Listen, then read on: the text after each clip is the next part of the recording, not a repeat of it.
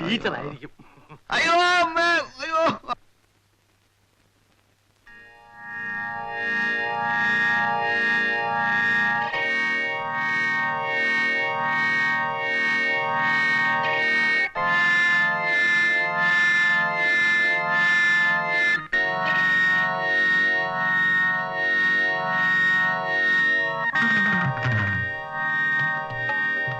Teacher, ഇത് master. അയ്യോ.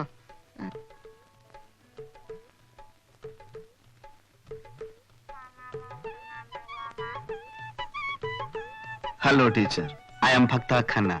ഞാൻ വത്സല. ഇരിക്കൂ ടീച്ചർ. മീനു, അച്ഛനെവിടെ? ചെന്ന് വിളിക്കൂ. ടീച്ചർ വന്നിട്ടുണ്ടെന്ന് പറയൂ. നമുക്ക് ഡോങ്കി കളിക്കാൻ ചെല്ലു. ഡോങ്കിയോ? അത് ഹിന്ദി വാക്കുകളുടെ അർത്ഥം ചോദിച്ച് വെറുതെ തമാശക്ക് ഡോങ്കി കളിക്കാം എന്ന് പുള്ളി പറഞ്ഞിരുന്നു. അച്ഛാ, അച്ഛാ, അച്ഛാ,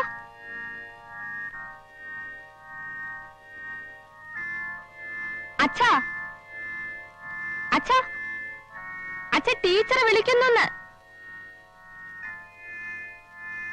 അച്ഛാ, അച്ഛന് നല്ല സുഖമില്ല മോളെ. ടീച്ചറെ ഊണ് കഴിച്ചിട്ട് വേഗം പൊക്കോളാൻ പറ. അല്ലച്ഛാ, മാസ്റ്റർ അച്ഛനോട് ഡോങ്കി കളിക്കാൻ ചെല്ലാൻ പറഞ്ഞു. അവനും ടീച്ചറോട് കളിച്ചോളാൻ പറ. അച്ഛന് വേറൊരു നല്ല സുഖമില്ല.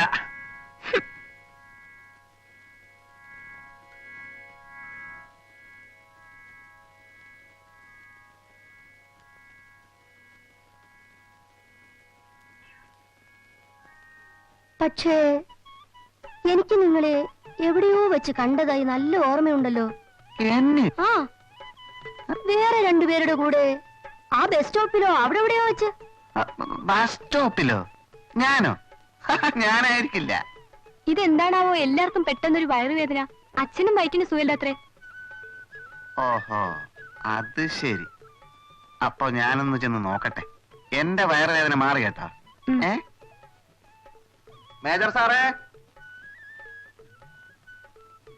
മേജർ സാറേ, വരൂ നമുക്ക് ഡോങ്കി കളിക്കാം. മേജർ സാറേ, മേജർ സാറേ,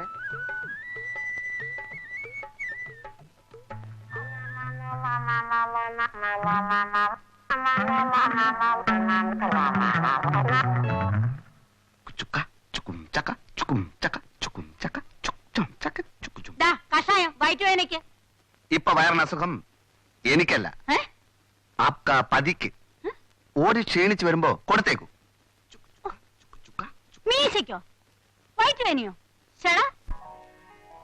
മുത്തശ്ശ, മുത്തശ്ശ, ഇതാണ് പ്രേം.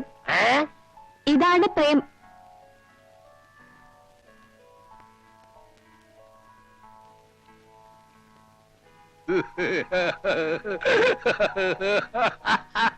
മനസ്സിലായി, മനസ്സിലായി.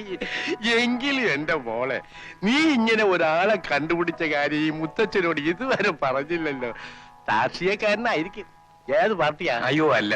ഓ, അയ്യന്നോ അയ്യന്നോ, പുതിയ പാർട്ടിയായിരിക്കും. ഏതെങ്കിലും നല്ല പാർട്ടിയിൽ നിന്ന് കാലുമാറിയ ഒട്ടേലെ മന്ത്രിയാകാം. അയ്യോ, രാഷ്ട്രീയക്കാരനല്ല. രാഷ്ട്രീയക്കാരനല്ല. ഓ, വേഷം കണ്ടിട്ട് ഞാൻ അങ്ങനെ വിചാരിച്ചു പോയി. ഏതായാലും നല്ല തറവാട്ടിൽ പറഞ്ഞതായിരിക്കും. വേഗം വീട്ടുകാരെയും വിളിച്ചോണ്ട് ഇങ്ങോട്ട് വാ. കല്യാണക്കാര്യം ഈ മുത്തച്ഛൻ ഉറപ്പിച്ചു തരാം. ഞാൻ വീട്ടിൽ അറിയിക്കുന്നുണ്ട്. ചേച്ചി, അരിയൊന്നും കൊണ്ടുവരണ്ട, അച്ഛനെ മാത്രം കൂട്ടിക്കൊണ്ടുവന്നാ മതി. ഈ വേഷമൊക്കെ പഴഞ്ചന. ഇവളുടെ തന്തയുണ്ട് വീട്ടില്, വയസ്സായി. അവൻ കളസമൊക്കെ വലിച്ചു കയറ്റിക്കൊണ്ടാണ് നടക്കുന്നത്. അതുകൊണ്ട് ഇതൊക്കെ ഒന്ന് മാറ്റി ഒന്ന് മിടുക്കനാകണം. ഇപ്പോഴത്തെ കാലത്ത് എന്റെ കൊച്ചുമകളുടെ ഭർത്താവ് ഒരു പരിഷ്കാരിയാണെന്ന് അറിയുന്നത് എനിക്കൊരു ഗമയ. നടക്കട്ടെ, നടക്കട്ടെ മോളെ.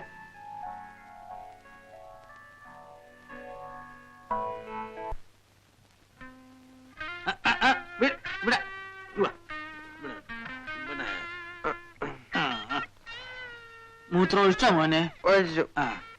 ഒരു ലാർജ് കൂടെ പറയട്ടെ? വേണ്ട മതി. എന്നാ മോൻ നേരെ വീട്ടിലേക്ക് ചെല്ലേ. ഇപ്പൊ വീട്ടിൽ പോണോ? ഇപ്പൊ തന്നെ പോണം. സത്യം പറഞ്ഞ എന്റെ മോളെ നിന്നെ കൊണ്ട് കല്യാണം കഴിപ്പിക്കുന്നതിൽ എനിക്ക് സന്തോഷമേ ഉള്ളൂ. സത്യമാണോ? സത്യം. അവക്ക് നിന്നെ എന്നിഷ്ടമാകുന്നു അന്ന് ഞാൻ അവളെ നിനക്ക് വിവാഹം കഴിച്ചിരും. പക്ഷേ അവക്ക് തോന്നണം നീ ആണത്തോള്ള ഒരുത്തനാണെന്ന്. അതിന് വഴിയുണ്ട്. ആ ഫയൽമാനെ ഒന്ന് നേരിട്ടാ മതി. എങ്ങനെ?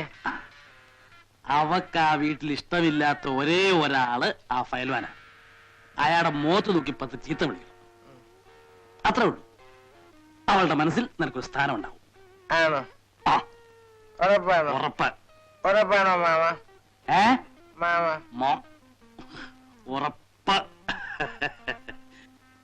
ആ അലവലാദികളുടെ കയ്യിൽ നിന്റെ മോളെ രക്ഷിച്ചെടുത്ത് നിന്നെ ഏൽപ്പിക്കാനുള്ള ആഗ്രഹം കൊണ്ടാ മോനെ ഈ രഹസ്യം വിട്ടുവരുന്നത്. നീ ധൈര്യമായിട്ട് വിളിച്ചോ. വിളിച്ചോട്ടെ? വിളിച്ചോ. വിളിക്കും. നീ വിളിച്ചോ, ഞാനല്ലേ പറഞ്ഞത്. ഞാൻ വിളിക്കും. വിളി.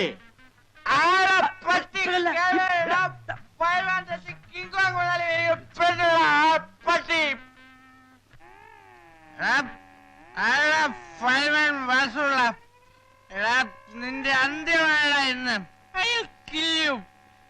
എവിടെ എവിടെ എടാ വാസുള്ളേ, എന്റെ ഭാര്യയുടെ വീട്ടിൽ നിനക്ക് എന്താ കാര്യം?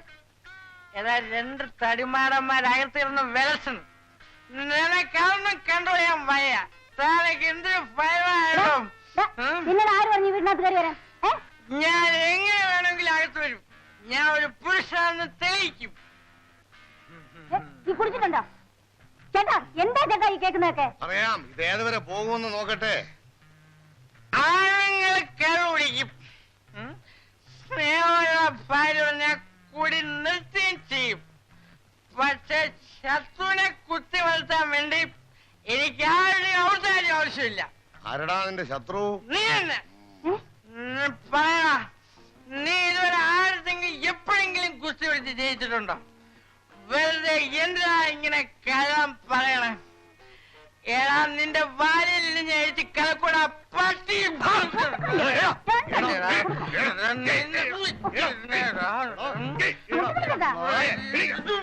നിന്നെ കൊന്നാലും ഒരു മനുഷ്യനെ കൊന്നതായിട്ടാ കേസ്. തടിയെ കണ്ടുപോകും.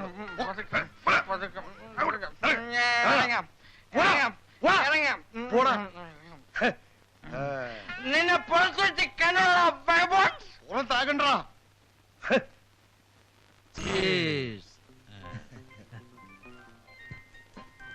ഇതെന്തിനാണെന്നറിയാമോ? നാളെ ആ കുരുടന്റെ കളി ഞാൻ അവസാനിപ്പിക്കും. ഓഹോ.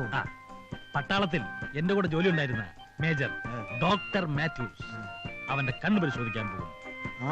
എപ്പോൾ? നാളെ രാവിലെ കൃത്യം 10 മണിക്ക്. എടോ പിള്ളേ, ഞാൻ ജയിച്ചു. വൈകിയാണ് ബുദ്ധി ഉദിച്ചെങ്കിലും ബെറ്റിൽ ഞാൻ ജയിച്ചു. തനിക്കിനി എന്തെങ്കിലും വേണോ? ഒരു സ്മാൾ കൂടി. 2 ഡബിൾ ലാർജ്.